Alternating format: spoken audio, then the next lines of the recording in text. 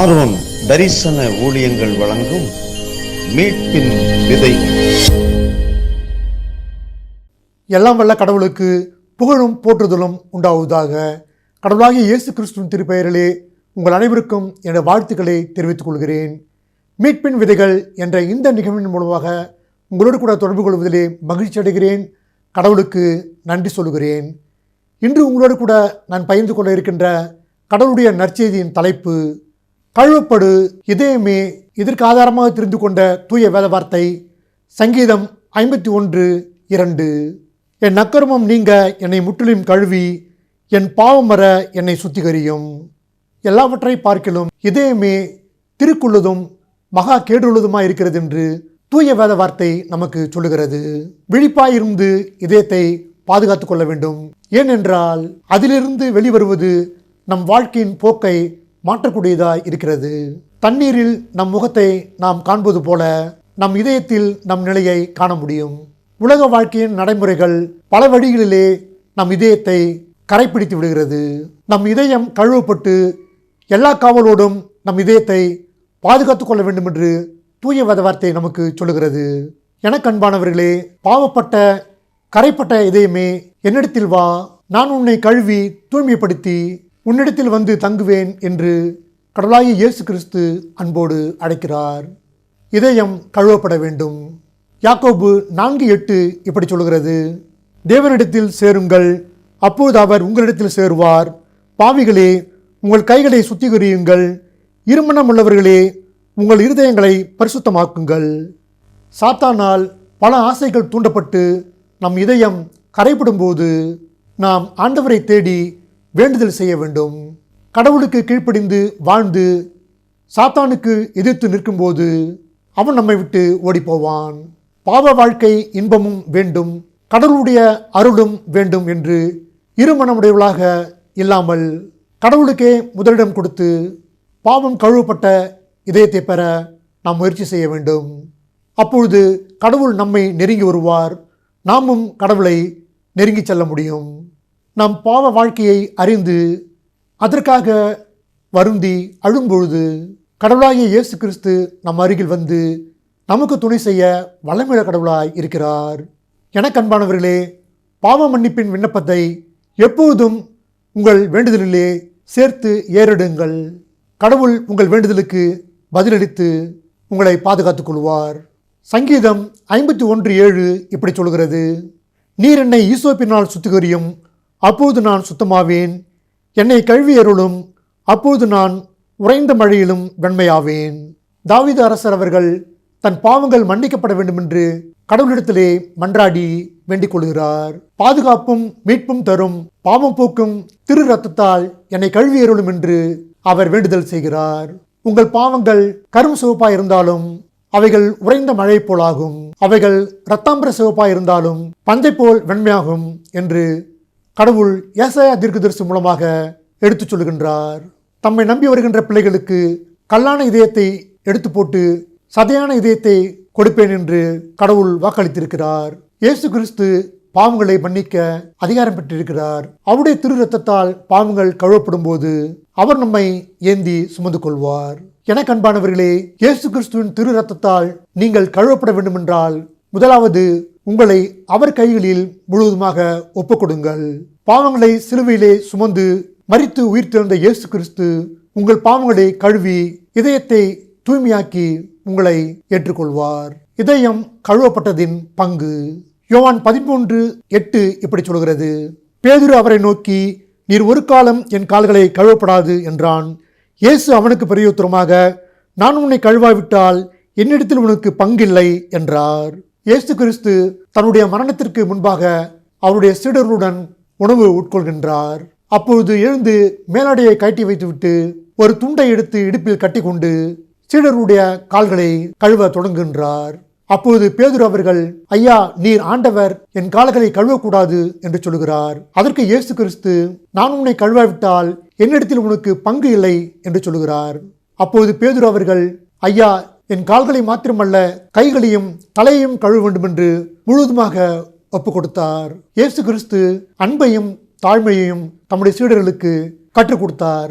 எனக்கு அன்பானவர்களே, நீங்கள் இயேசு கிறிஸ்துவினுடைய இரத்தத்தால் கழுவப்படாவிட்டால் கடவுள் அளிக்கும் மோட்ச வாழ்வில் உங்களுக்கு பங்கில்லை.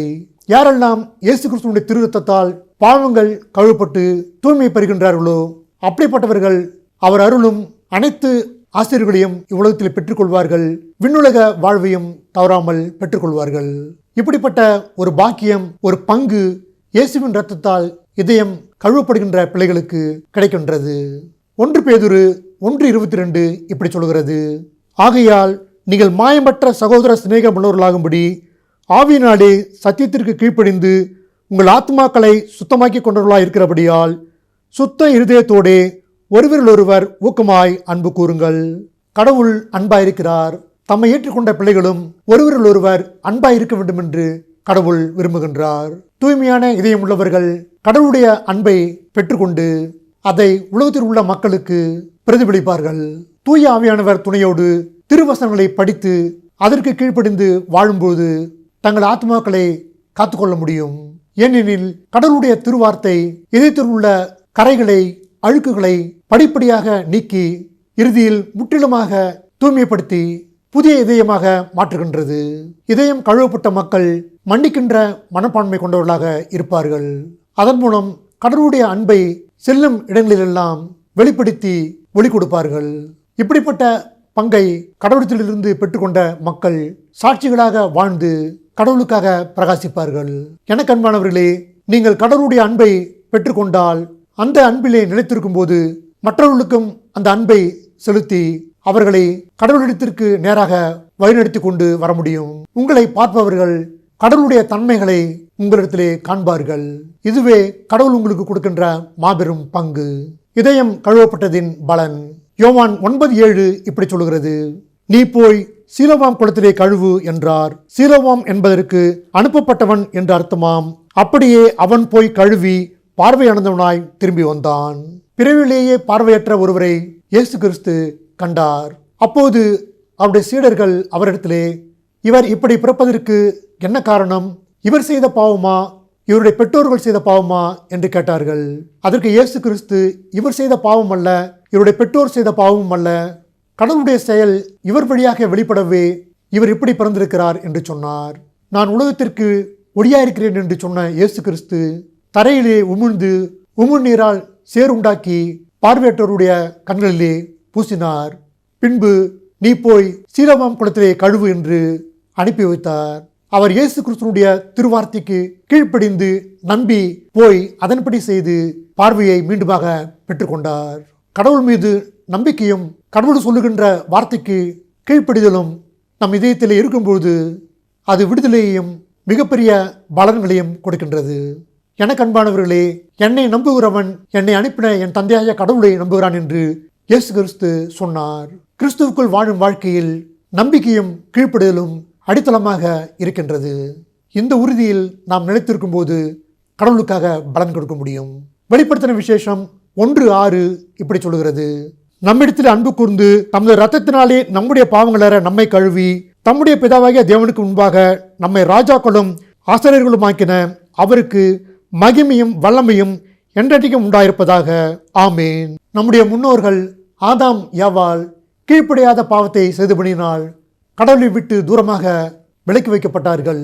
கடவுளோடு சேர்ந்து வாழ்கின்ற பாக்கியத்தை இழந்து விட்டார்கள். கடவுள் இப்படிப்பட்ட மக்களை தம்மிடத்தில் கூட்டிச் சேர்க்க வேண்டும் என்று ஆசை கொண்டு தன்னுடைய திருக்குமாரனாகிய இயேசு கிறிஸ்துவை இந்த உலகத்திற்கு அனுப்பி வைத்தார். இயேசு கிறிஸ்துவனுடைய பாடும் மரணம் சிலுவையிலே உலக மக்களின் பாவங்களை சுமந்து தீர்த்தது, பின்பு உயிர் தெழுந்தது, இவை எல்லாமே மனித குலத்திற்கு மாபெரும் மீட்பையும் விடுதலையும் கொடுத்திருக்கிறது. இயேசு கிறிஸ்து சிலுவையில் சிந்திய திரு ரத்தத்தினால் இதயம் கழுவப்படுகின்ற மீட்கப்படுகின்ற ஒவ்வொரு மக்களும் ஆண்டவரோடு சேர்ந்து வாழும் பாக்கியத்தை பெற்றுக்கொள்வார்கள். தந்தையாய கடவுள் அன்பு கூர்ந்து இயேசு கிறிஸ்துவை அனுப்பியது போல இயேசு கிறிஸ்து நம்பியது அன்பு கூர்ந்து சிலுவை மரணத்தை நமக்காக ஏற்றுக்கொண்டார். இயேசு கிறிஸ்துவே மோட்ச வாழ்க்கைக்கு நம்மை அழைத்துச் செல்லும் வழியாக இருக்கின்றார். அவர் நம்மை அரசர்களாகவும் குருக்களாகவும் உயர்த்தி வைத்திருக்கின்றார். இப்படிப்பட்ட பெரும் பாக்கியம் பங்கு நமக்கு இயேசு கிறிஸ்து மூலமாக கிடைக்கின்றது. எனக்கு அன்பானவர்களே, ஆண்டவராகிய இயேசு கிறிஸ்து உங்கள் இதயம் கழுவப்பட வேண்டும் என்று உங்களை அன்போடு அழைக்கின்றார். அவரிடத்திலே சென்று அவருடைய திரு ரத்தத்தினால் கரைகள் கழுவப்பட்டு இதயம் தூய்மை அடையும் போது அவரோடு சேர்ந்து விண்ணுலக வாழ்வை நாம் பெற முடியும். எப்படிப்பட்ட பாவம் செய்திருந்தாலும் ஆண்டவரிடத்திலே அறிக்கையிட்டு அதை விட்டுவிடும்போது அவர் உங்களை அன்போடு மன்னித்து ஏற்றுக்கொள்ளும் கடவுளாக இருக்கின்றார்.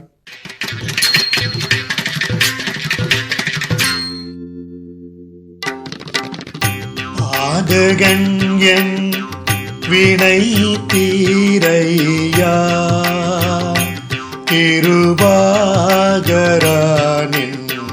பாடுமீனை தனை சேரையா. பாதகன் என் வினை தீரையா, கிருபாகரானின் பாடுமீனை தனை சேரையா. தீதகற்ற வேசிறந்த சேனுலகி நீமை விட்டு பூதள தூகந்து வந்த புண்ணியனே இயேசுதேவா.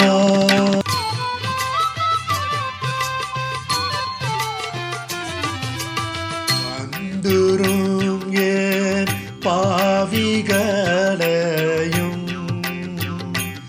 அங்கீகரிக்கும் மாசில்லாத இயேசுநாதனே. உந்தன் இடம் வந்துளமே உருகியாழுதமாறு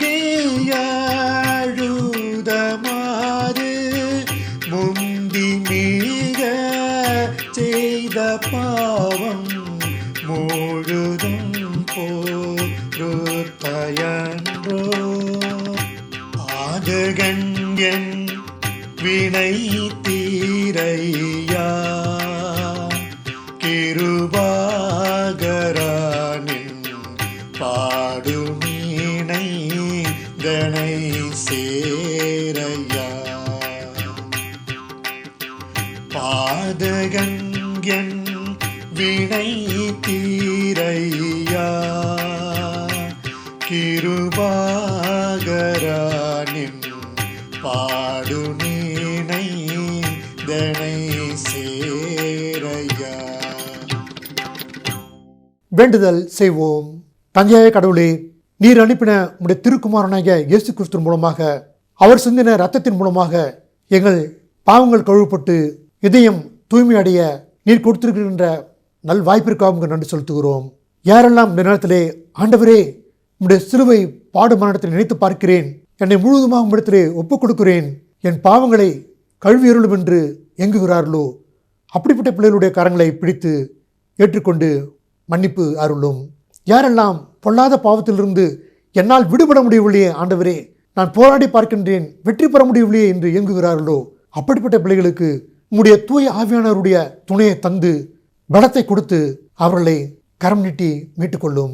யாரெல்லாம் எப்பொழுதும் எனக்கு தீய சிந்தனைகளே வருகிறது, பாவ சிந்தனைகளே வருகிறது என்று சொல்லுகிறார்களோ, அதை மேற்கொள்ள முடியவில்லையே என்று இயங்குகிறார்களோ அப்படிப்பட்ட பிள்ளைகளுக்கு உம்முடைய பலத்தை கொடுத்து ஆண்டவரே அவைகளிலிருந்து அவர்கள் விடுபட்டு வெற்றி பெற்று உம்முடைய பிள்ளைகளாக மாற கிருபை அருள் புரியும். எல்லாம் பல உயிர் திறந்து இயேசு கிறிஸ்துவின் திருப்பெயரிலே உடைய பாதம் பணிந்து தயவாக கெஞ்சி கேட்டுக்கொள்கிறேன் தந்தையாய கடவுளே, ஆமேன். எனக்கு அன்பானவர்களே, கடவுளாகிய இயேசு கிறிஸ்துவிடத்திலே உங்களுடைய இதயத்தை ஒப்புக்கொடுங்கள், அவர் உங்கள் இதயத்தை கழுவி தூய்மைப்படுத்துவார். கடவுளாகிய இயேசு கிறிஸ்து அருளும் மன அமைதி உங்கள் உள்ளங்களிலே மையம் கொண்டு எப்பொழுதும் நிலைத்திருப்பதாக. ஆமேன்.